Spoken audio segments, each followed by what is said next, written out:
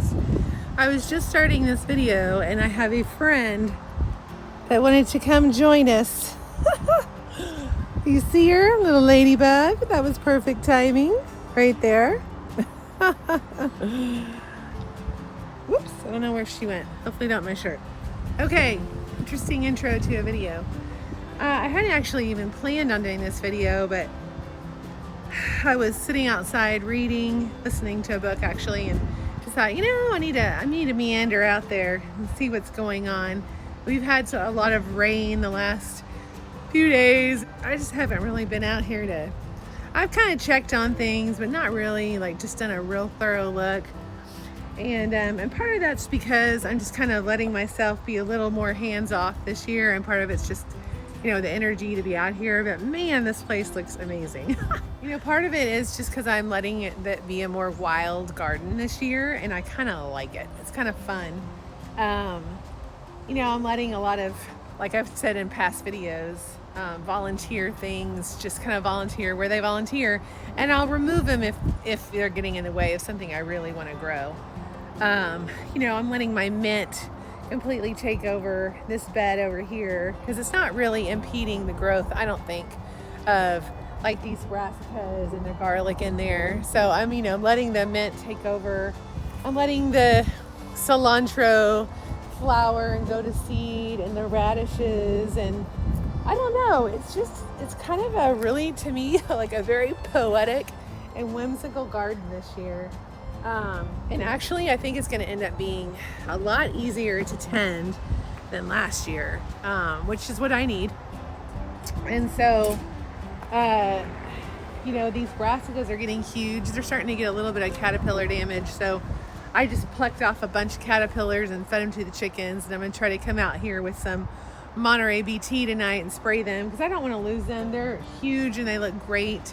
And I really want to see what I can get from them. So gotta put some Monterey BT on there. It's way better than putting 7 or anything like that. Trust me on that note. But Monterey BT is what you use for caterpillars. And I'm about to be interrupted. When I was planting the pansies in this garden over here, I was running out of room, so I just kind of popped them in different places. And it's so fun because there's just these little punches of blue coming up in here, and the little marigolds that I put. And I don't know how I still missed some scapes on these garlics, but then I've got the brassicas that are getting huge, and the mint filling in, and the peas climbing, and it just looks so beautiful. There's some rhythm to it in the way that I interplanted the garlic and the brassicas, and then there's just this sort of this whimsical beauty where the morning glories are coming up on their own, all around the garden, and I'm just kind of letting them do their thing. And the sunflowers are starting to take off back here in the back, and finally doing what I wanted them to do. All these are all morning glories that are starting to grow up this teepee.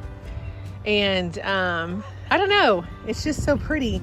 Here's some more of the cauliflowers that I planted, and you can see some of the laciness of the leaves is happening here. They're not completely destroyed yet, but I need to get out here tonight, or they will be destroyed because caterpillars work quick.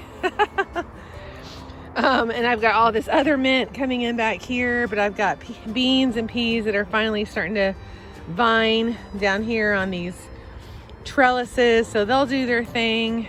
And the potatoes are still huge and flowering. And I've just given up on even hilling them at all because this fence is keeping them supportive. This was a really great last minute idea of mine. So it's keeping them in place, and I'm not going to be able to get these hilled again, and that's okay. I'll still have a great harvest from this. And this bed is really kind of fun. I've said it before in other videos. It is kind of random, but I love it. I've got all this beautiful blue coming through with these celestial pansies that have really taken off. And then with this contrasting with this lovely yellow from all these calendulas that came in, volunteered from last year. And now I've got the Swiss chard coming in. So we've got the yellows and the reds and the pinks, all these that I will kind of fill in down this row. So that's beautiful. And then these garlics that are really about ready to pull. I pulled one a minute ago. This is how big they are. So they are very close to being ready to pull. They just need a little bit more time to develop those individual garlic heads in there. Cloves, that's what I'm looking for. But these are gonna be ready really soon. You can see how all the outside leaves are turning brown and starting to crisp like this. So this is my sign that they're gonna be ready really soon. And that'll open up this space even more. And then I just have like funny things growing in here that I have no idea what they are. This plant right here, if I can get my camera to focus, it's got like these furry leaves, furry, feathery leaves. I have no clue what this is. No clue. I am trying to go through my mind's eye and remember what random things I would have planted there. I have no idea what it is, and I'm just gonna let it grow and see what happens. I have this random lettuce head over here that's growing. It's romaine that actually made it through. So we'll have some romaine coming in, and these 2 carrots that decided that they would pull through. And I honestly think this is some amaranth weed.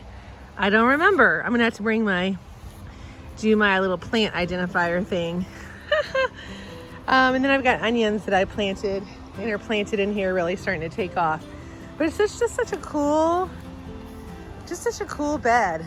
I've got this cilantro here on the end, and it's just beautiful. And this is why I like the kind of somewhat random but organized planting method that I have kind of seemed to adopt. Just makes it so beautiful. And here's a tomato that's growing in here. I have no idea what variety this tomato will be, and I need to probably come in there and prune it up a little bit. And then this sunflower right here at the end will grow up this stake and provide a lot of really pretty interest from this side. And another tomato I randomly planted. And then my kale and beet bed is just enormous. Like, I knew that we were not going to be able to eat all this kale. But it's just so pretty. I had to do it like this. And, we're juicing a lot of it. And really, if I collect most of this is 1 or 2 meals right here when you wilt it down. So I just need to do that. I just need to pick one of my fun meals and saute up these greens. But these beets are really taking off. I don't see any heads yet because I haven't really dug down, but they're there. Let me see if I can zoom in. So there are definitely beet heads. And this one's already, man, well, I would say 3 inches across. So that's pretty significant in size. And this one over here, about the same, a little bit smaller. These beets are gonna be ready to pull any day now, depending on how big I want them to get. And of course I can harvest these greens and juice them or saute them or put like the baby ones like this in a salad. We can do that. So I can do a lot of things with this bed, but I just love all these colors that are coming in through this. Just really beautiful. And the marigolds will really start to take off once I start pulling some of these. And look at this dill, you guys. It is huge. And we found our first monarch caterpillar on it yesterday, and I don't know where she is today. She's hiding somewhere. But I forgot how much they love dill, and I have no problem with there being in monarch caterpillars in here munching on this. And then over here, another kind of a random whimsical bed. We've got the borage blooming. This is how big the borage gets. It gets about 3 feet tall. And this is the cilantro, which is 3.5, almost 4 feet tall. And then inside here is one of my tomatilla plants that I put in here. And its little friend next door over here is really starting to flower up. So these will, eventually I'll have to pull this so that these can kind of spread out. They'll take up this whole space But those are huge, really. Yeah, those are almost 3 feet tall, and they're flowering. And then, of course, Merit Sunflower has developed some more heads. So this guy will continue to bloom. And I've got some little baby tomatoes down there. The peas are still going. I'm letting this lettuce flower just to see what it looks like. And whoops, I just realized this tomato has gotten smashed by a water hose. That's no good. There, I'll have to stake her. And look what I just saw, you guys. Here's the caterpillar. It moved to my chives. See it? Where are you? Look at that. Isn't that beautiful? Monarch and Swallowtail caterpillars I will let stay in the garden because they're so beautiful as a creature this way, and also when they become a butterfly. So I will let those guys live.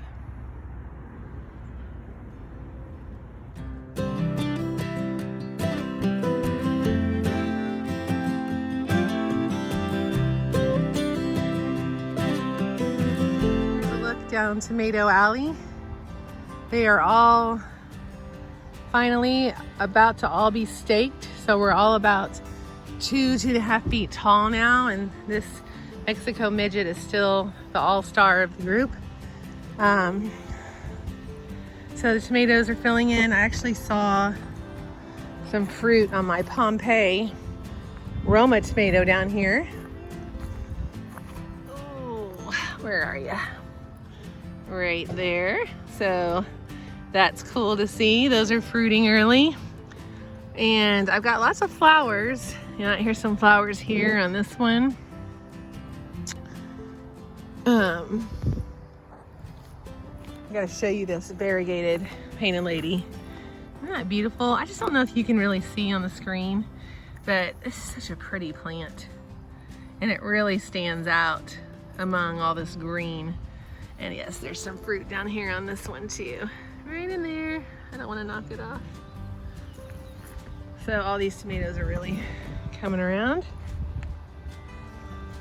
And this circular garden is very, I keep using the word whimsical, but I can't think of another word. That's just kind of how it feels to me, like storytale-like. I've got these determinate tomatoes intermixed in here, and there's a ton of fruit on these. These are very early fruiting tomato plants. I've got the squash really taking off, and here's a squash with a sunflower right in the middle, and I'm just gonna let that happen. Maybe it'll help it support it. And some more squash. These guys have obviously taken off a ton in the last week since the last video I've done. And the peppers are getting huge. I've already started staking them so that when they start getting heavier, I can just go ahead and tie them to a stake that's already there without disrupting the roots. And all these daisies I planted in there are getting bigger, so I'll be curious to see how those interplay with all of this. We've got lots of flowers and buds on these guys. Look at this. Where are you? So these are, I'm gonna have peppers way earlier than I had them last year. And all this basil. This is Italian basil. This is the mini basil that's so cute, and it's starting to ball up. So those are looking really good. And then I've got all this.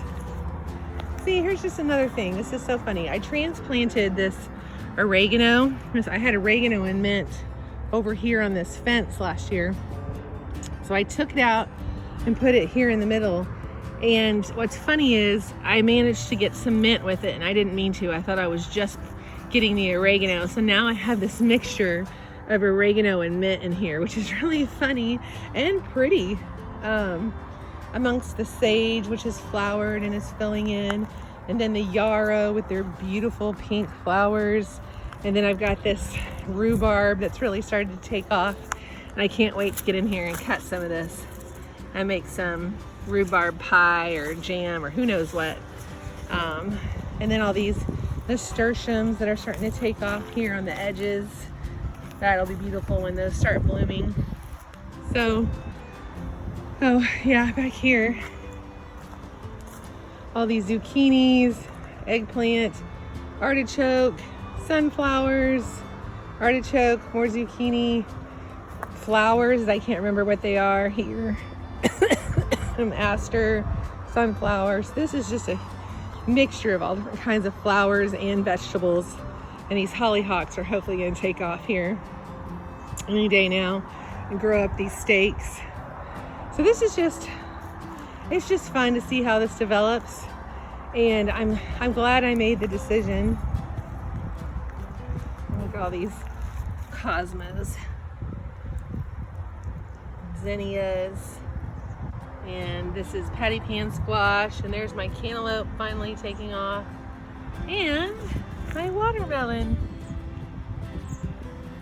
So I'm really glad that I decided to do so many flowers and interplant them in the garden. I just think it's gonna kind of put me at ease when I'm not able to be out here as much. I mean, the baby's due really any day now. I'm 36 weeks. So, you know, I just know that I'm not going to be able to be out here tending the garden as much as I would like, but knowing that these flowers are going to be filling in the gaps and providing this beauty and colorful aesthetic, you know, that I can enjoy from a chair instead of my knees. You know, and then a lot of the plants that I've planted are going to be easy for the kids to harvest, like squash and peppers and tomatoes. And I'll have to be out here a little bit, maybe showing them how to prune, or you know, if we have any sort of pest problem.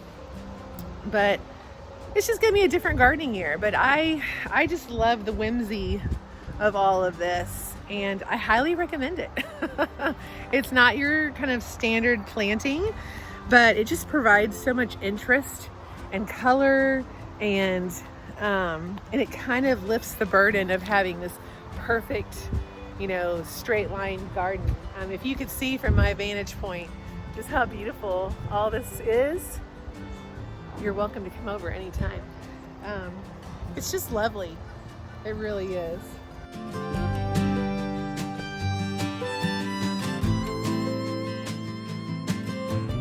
And it's only going to get lovelier.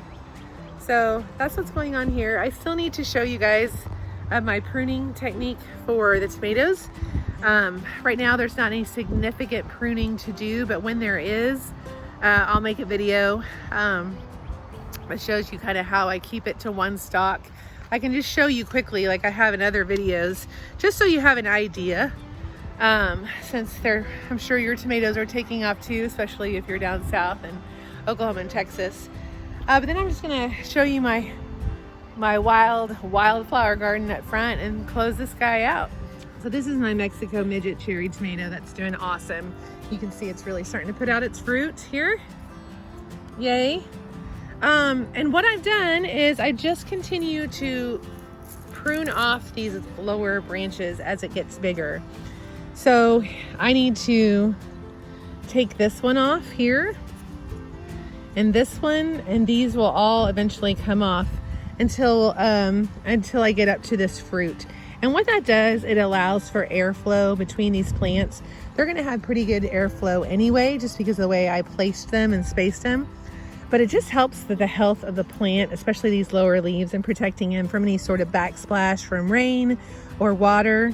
And so I usually prune up to the first fruit, and sometimes a little further. So all these branches I'll clip off.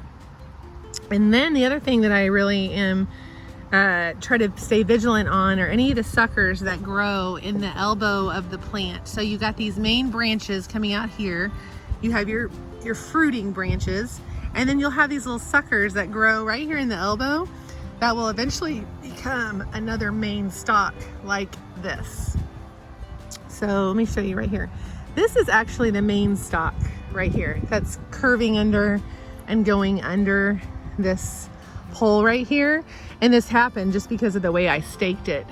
I mean, if I follow this right here, this is actually the main stalk, and this is a sucker that will turn into another main stalk. And right here in this elbow, you also see another sucker. So really it is ideal, except on determinate tomatoes. You don't want to do this with determinate tomatoes. You really want to try to keep the suckers off, most of them anyway, just to help maintain the size of your tomato plant. It'll be a lot healthier. There'll be a lot more energy put towards the fruit that's on it, especially your bigger tomato plants. I don't feel like you have to be as vigilant with your cherry tomatoes. Like, I'm actually going to let the sucker go because it's got lots of room to grow this way, and that's kind of where it's headed. So I'm going to let that happen. But cherry tomatoes will tend to be really prolific anyway, despite the pruning. But when you get to your bigger tomato plants, your 2 and your 3 pound tomatoes, if they have all these suckers growing off of them, that's where their energy is going to go, in those branches, and not so much in your fruit. So these are some of my bigger tomato plants, and since it's gotten significantly taller, I will come in here. I'm going to prune off these bottom leaves. I can do this with my finger because of its size. This looks like arugula. Got some arugula growing down underneath here. So I'm going to prune off this. I don't want to shock it too much, so I'll probably do one more and then I'll stop. I'll do this one right here. And then I'll keep pruning, like I said, to that first fruit branch, which is right here. But just for now, I'm only going to do about 1/3 of the plant so I don't shock it. And I'll come back in and get this on another day. But I am keeping all the suckers out of these elbows because I want the energy of this plant to go into the fruit and not into these extra branches. And I've done the same thing with these guys over here, right in here. I'm not going to get it yet. Where's my hand? There's a little sucker starting to develop right in there. I'm going to let them get a little bit bigger, then I'll prune them off.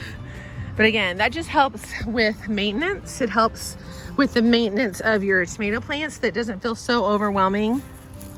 And they don't become so bushy that you can't maintain them. I cannot stand trying to maintain like a tomato plant that hasn't been pruned, because there's so many branches, there's so many different things going on, and I can't get to the fruit, and I don't feel like the fruit develops the way it should. So that's the way that I have chosen to prune my tomatoes, and it has worked really well so far. And again, if you have determinate varieties of tomatoes, those are the ones that they don't grow to 6, 7, 8 feet tall. They have a determined height and a determined amount of fruit. You really don't want to prune those unless, especially from the top, because if you prune from the top, you're cutting off the plant's life right there. But you only want to prune those if you have like diseased branches or leaves that are turning yellow or not looking healthy. Prune those off, but otherwise you just let those go so that you can get the full amount of fruit that it'll provide. So, okay, I ended up doing a demo, but that's how I prune my tomato plants. And lastly, I'll show you, they look a little wild right now because after all this rain, I really need my husband to come out here and weed eat around these gardens right here, because the grass makes them look so much more wild. But they are so pretty and I love them. This is the kind of garden that I like. So the main plants that I had planted in here from last year were these really pretty savanna grasses that are right in here, and some salvia that I've already had to cut down so it'll reflower, some more savanna grasses, and this catmint here, and these Russian sages that have finally flowered, if you can see that, and these daisies. And then I came in here and just randomly sowed all these wildflowers, and maybe from your vantage point it just looks weedy, but it's actually so beautiful because of all of these different plants that come in here. Thistles and bachelor buttons. I had a pink bachelor button that bloomed right here. At least I think that's what these are. And blue bachelor buttons. And these are some of the thistles that flowered. Nope, sorry, here are the thistles. And some things that I don't even know what they are, and I need to come out here and plant and identify them. But I just love the surprise that comes with all of this and all the color. And of course the bees love it. And once this is weeded it'll look really a lot more manicured. And it's really, really fun and beautiful to come out here and see what happens from day to day. And then I have a smaller version over here with my Becky daisies and the catmint together, which is so pretty. And a lot of these have already bloomed, but thistles and yeah, some of these are in the middle of blooming. Here's my California poppies that I planted and this pretty pink flower. So I'm glad I did that. It's really beautiful. And I'll be curious to see kind of how it changes as the season goes on. So I can hear that hubby's home. She needs time to go inside. But that is it from this garden. Please share what's going on in yours. I love seeing all those pictures and videos of what's going on in your neck of the woods. And I will catch you on the fly some other time.